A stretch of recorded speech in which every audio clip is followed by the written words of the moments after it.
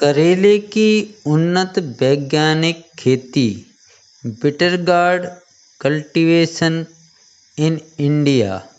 दोस्तों, आज मैं आपको करेले की खेती में क्या क्या काम किए जाते हैं और आप करेले की बेल को अपने गमले में कैसे लगा सकते हैं, वह आज बताने जा रहा हूँ। दोस्तों, यह अभी हमारे गमले में लगे हुए करेले की बेल है, जिसमें आप करेले देख रहे हैं।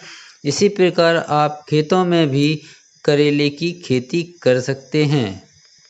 करेले के काफ़ी औषधीय गुण होते हैं। मधुमेह रोगियों से लेके हृदय रोगियों तक के लिए करेला की सब्जी और करेले का जूस काफ़ी फायदेमंद साबित होता है।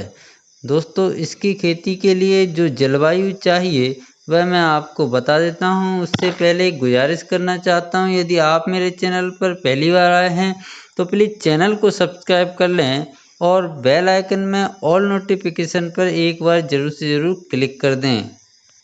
मैं लतीफ़ कुरैशी, आप देख रहे हैं मेरा यूट्यूब चैनल लतीफ़ कुरैशी बेस्ट गार्डनिंग। तो चलिए आइए शुरू करते हैं करेले की उन्नत वैज्ञानिक खेती।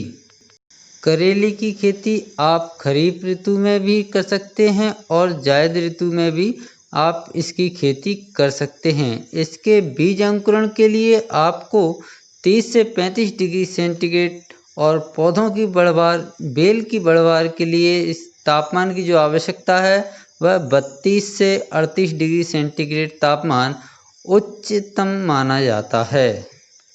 करेले की खेती गर्म एवं आर्द्रता वाले जो क्षेत्र रहते हैं वह क्षेत्र काफ़ी सर्वोत्तम माने जाते हैं करेले की खेती के लिए। करेले की खेती के लिए भूमि का चयन। किसान भाइयों, करेले की खेती दोमट और जीवांश युक्त चिकनी मिट्टी जिसमें जल धारण की जो क्षमता रहती है वह अधिक हो, वह मिट्टी करेले की खेती के लिए काफ़ी उपयुक्त मानी जाती है। साथ ही साथ जिस भूमि का पीएच मान 6 से 7 हो, वह करेले की खेती के लिए सर्वोत्तम भूमि मानी जाती है। जिन भूमियों में जल निकास अच्छा नहीं रहता, वह भूमि करेले की खेती के लिए उपयुक्त नहीं मानी जाती। तो अब हम अपनी खेती का भूमि की जो तैयारी करेंगे वह कैसे करेंगे वह मैं बता देता हूँ। सबसे पहले खेत की तैयारी करते समय एक बार गहरी जुताई करके मिट्टी पलटने वाले हल से जुताई कर दें। उसके बाद 3 से 4 जुताई देसी हल या कल्टीवेटर से कर देना चाहिए। किसान भाइयों, प्रत्येक जुताई के बाद पाटा लगाकर खेत को समतल अवश्य कर दें। बीज की मात्रा और बुवाई। दोस्तों, किसान भाइयों, यदि आप जो दोस्त मेरा घर पे गमले में लगाना चाहते हैं तो वो एक गमले में 2 करेले के बीज लगा दें। अब मैं किसान भाइयों को बता दूं कि बीज की मात्रा प्रति हेक्टेयर 6 से 5 किलोग्राम करेले के बीज की आवश्यकता होगी। एक स्थान पर 2 या 3 बीज 3 से 5 सेंटीमीटर की गहराई पर बोना चाहिए। करेले की किस्मों का चयन। किसान भाइयों, आप अपने क्षेत्र में सर्वोत्तम जो करेले की उन्नत नस्ल होती हैं उनका ही चयन करें।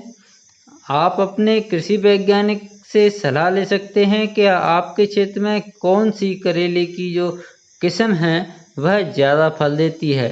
मैं आपको कुछ किस्मों के नाम बता देता हूँ। पूसा विशेष, इसके फल हरे, पतले, मध्यम आकार के तथा खाने में स्वादिष्ट होते हैं। अर्का हरित, कल्याणपुर बहार मासी, पूसा दो मौसमी आदि इसकी कई प्रचलित किस्में हैं। इसके अलावा भी मार्केट में आपको बहुत सी किस्मों के देखने को मिल जाएगा, तो आप अपने क्षेत्र के हिसाब से किस्म का चयन करें। उर्वरक एवं खाद की मात्रा। 1 हेक्टेयर खेत के लिए 50 किलो नत्रजन, 25 किलोग्राम फास्फोरस तथा 20 से 30 किलोग्राम पोटास की प्रति हेक्टेयर आवश्यकता होती है। नत्रजन की जो मात्रा है, नत्रजन बोले तो नाइट्रोजन की जो मात्रा है 1/3 मात्रा, फास्फोरस तथा पोटास की पूरी मात्रा खेत की तैयारी करते समय किसान भाइयों खेत में दे देना चाहिए। बची हुई नाइट्रोजन की आधी मात्रा बीज के 30 से 45 दिन बाद जड़ के पास टॉप ड्रेसिंग के माध्यम से फसल को दे देना चाहिए। करेले की फसल का बुवाई का समय ग्रीष्म ऋतु में आप इसको 15 फरवरी से 15 मार्च तक तथा वर्षा ऋतु में 15 जून से 15 जुलाई तक इसकी बुवाई कर सकते हैं। ये जो आप हमारे गमले में देख रहे हैं यह फरवरी का बीज लगाया हुआ था, जिसके अब हमको फल प्राप्त होने लगे हैं। किसान भाई खेत में यदि करेले के बीज लगा रहे हैं तो कतार से कतार की दूरी 1.5 से 2.5 मीटर तथा पौधे से पौधे की दूरी 45 से 60 सेंटीमीटर रखनी चाहिए। करेले की फसल में सिंचाई व्यवस्था मिट्टी और जलवायु के ऊपर निर्भर करती है। खरीफ ऋतु में यदि आप करेले की फसल उगा रहे हैं तो सिंचाई की आपको आवश्यकता ज़्यादा नहीं पड़ेगी। यदि बरसात ना हो तब आपको सिंचाई की आवश्यकता पड़ेगी। यदि आप गर्मियों के करेले की फसल लगा रहे हैं तो आपको कम से कम 5 से 6 दिन में एक बार सिंचाई अवश्य करना चाहिए। यदि आप गमले में लगा रहे हैं, हमारी तरह जो दोस्त देख रहे हैं किचन गार्डनिंग वाले, वो गमले में लगा रहे हैं तो प्रतिदिन गमले में पानी देना अवश्य कर दें।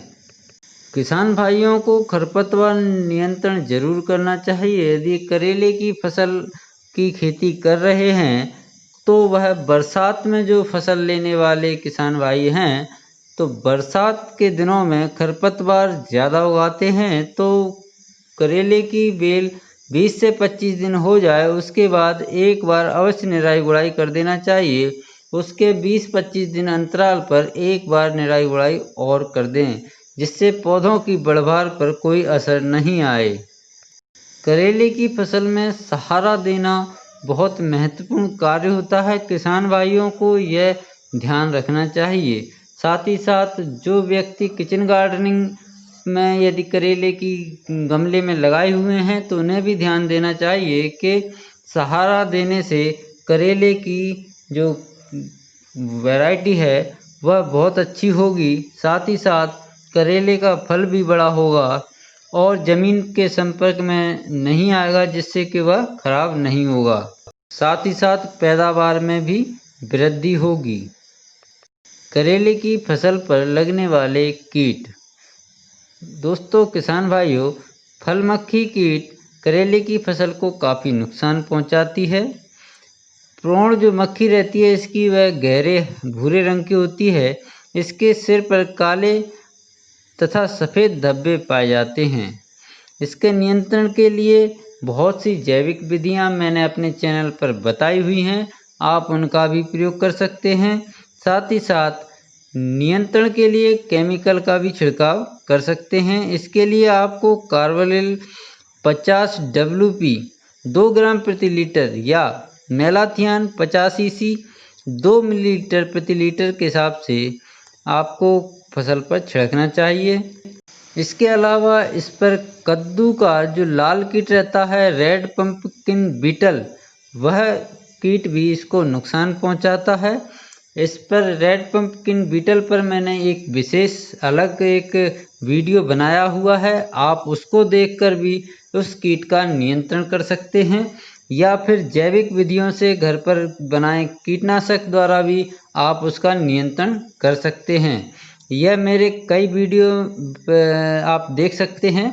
यदि मैं इनका पूरी विधि बताने लगा तो यह वीडियो बहुत बड़ी हो जाएगी, तो आप उन वीडियो को जाकर देख सकते हैं, तो आप आसानी से सीखकर अपने कीट का नियंत्रण कर सकते हैं। करेले की फसल में जो रोग होते हैं वह मोज़ेक विषाणु रोग है। इसका नियंत्रण भी आप जैविक विधियों से कर सकते हैं। साथ ही साथ केमिकल जो आते हैं बाज़ार में, इमिडाक्लोप्रिड 0.3 मिलीलीटर प्रति लीटर का घोल बनाकर आप इसको छिड़क कर इसका नियंत्रण कर सकते हैं। साथ ही साथ और फल विगलन रोग है, इसका भी आप नियंत्रण आसानी से कर सकते हैं। इसके अलावा चूड़िल फफूंदी रोग है, उसका नियंत्रण भी आप जैविक विधि से कर सकते हैं। साथ ही साथ जो रासायनिक दवाई है वह है ट्राइडिफॉर्म। 1.5 लीटर प्रति लीटर के हिसाब से इसका छिड़काव आप अपनी फसल पर कर सकते हैं। करेले की उपज। करेले के बोने के बाद 60 से 70 दिन बाद इसके फल की तुड़ाई होना प्रारंभ हो जाती है। 1 हेक्टेयर में कम से कम आपको 125 से 150 कुंटल तक उपज इसकी प्राप्त हो जाती है।